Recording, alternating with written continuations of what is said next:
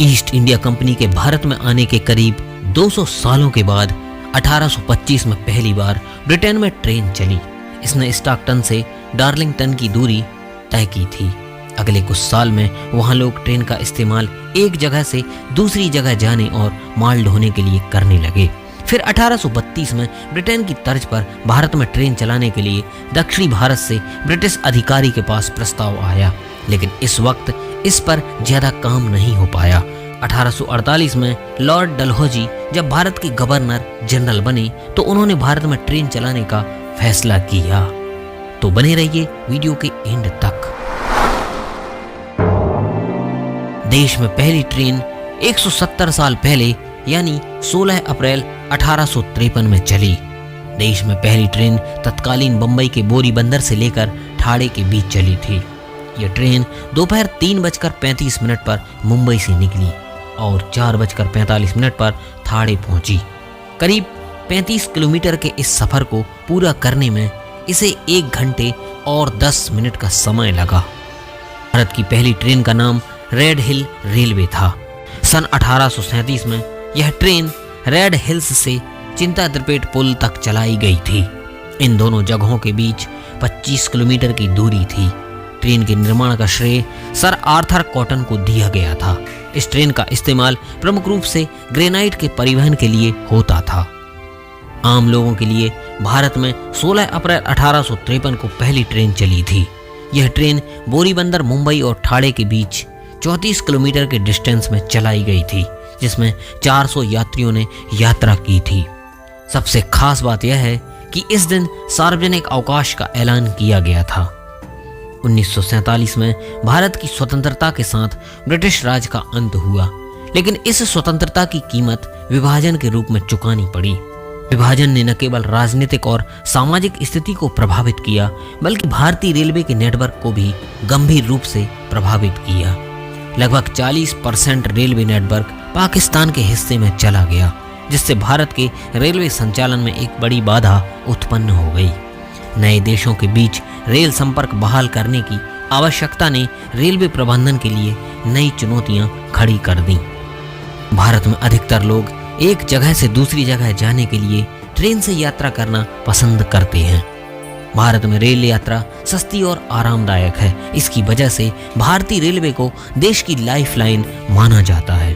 दुनिया में भारतीय रेलवे चौथा और एशिया का दूसरा सबसे बड़ा रेल नेटवर्क है।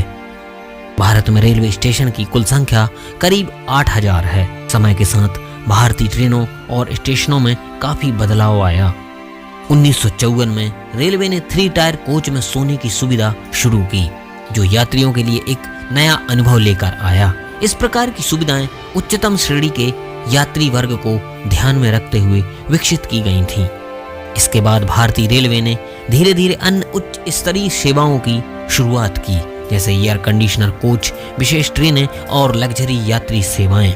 ये सुविधाएं न केवल सफर को आरामदायक बनाती थीं, बल्कि भारतीय रेलवे की छवि को भी एक आधुनिक परिवहन प्रणाली के रूप में स्थापित करती थीं। 1976 में समझौता एक्सप्रेस के रूप में पहली ट्रेन भारत और पाकिस्तान के बीच चलाई गई। यह ट्रेन अमृतसर और लाहौर के बीच का मार्ग बनाती थी और यह दोनों देशों के बीच मित्रता और संपर्क को बढ़ावा देने का प्रयास था। भारतीय रेलवे का नेटवर्क लगातार बढ़ता रहा। 1950 के दशक से लेकर अब तक रेलवे ने नई रेल लाइनों का निर्माण किया, जिससे ग्रामीण और शहरी क्षेत्रों के बीच कनेक्टिविटी में सुधार हुआ। रेलवे ने महत्वपूर्ण आर्थिक योगदान दिया है, जो देश के विभिन्न हिस्सों को एक साथ जोड़ने में मदद करता है। इससे न केवल यात्रियों को लाभ मिला, बल्कि यह विभिन्न उद्योगों और व्यवसायों के लिए भी फायदेमंद सिद्ध हुआ है। भारतीय रेलवे ने तकनीकी नवाचारों को अपनाने की दिशा में भी कदम बढ़ाए हुए हैं। आधुनिक सिग्नलिंग सिस्टम, स्वचालित दरवाजे और डिजिटल टिकटिंग जैसे उपायों ने यात्रियों के अनुभव को बेहतर बनाने में महत्वपूर्ण भूमिका निभाई है। इसके अलावा रेलवे ने समयबद्धता और सुरक्षा को सुनिश्चित करने के लिए अनेक नई तकनीकों को अपनाया है, जिससे दुर्घटनाओं की संख्या में कमी आई है। आज के युग में भारतीय रेलवे ने पर्यावरण संरक्षण के प्रति भी जागरूकता बढ़ाई है। और ऊर्जा और अन्य नवीनीकरण स्रोतों का उपयोग करते हुए रेलवे ने अपने संचालन को अधिक टिकाऊ बनाने का प्रयास किया है। यह न केवल ईंधन की खपत को कम करने में मदद करता है, बल्कि यह देश की ऊर्जा सुरक्षा को भी बढ़ाता है। भारतीय रेलवे देश की आर्थिक वृद्धि में एक महत्वपूर्ण भूमिका निभाता है।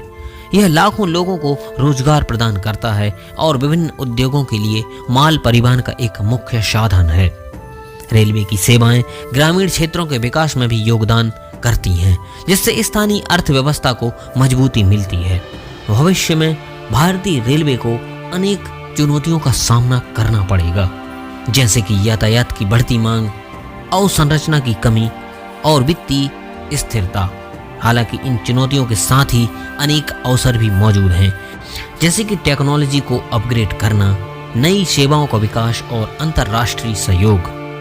तो दोस्तों, रेलवे का भविष्य उज्जवल है और यह निरंतर विकास की दिशा में अग्रसर है। आज के वीडियो में बस इतना ही। जय हिंद।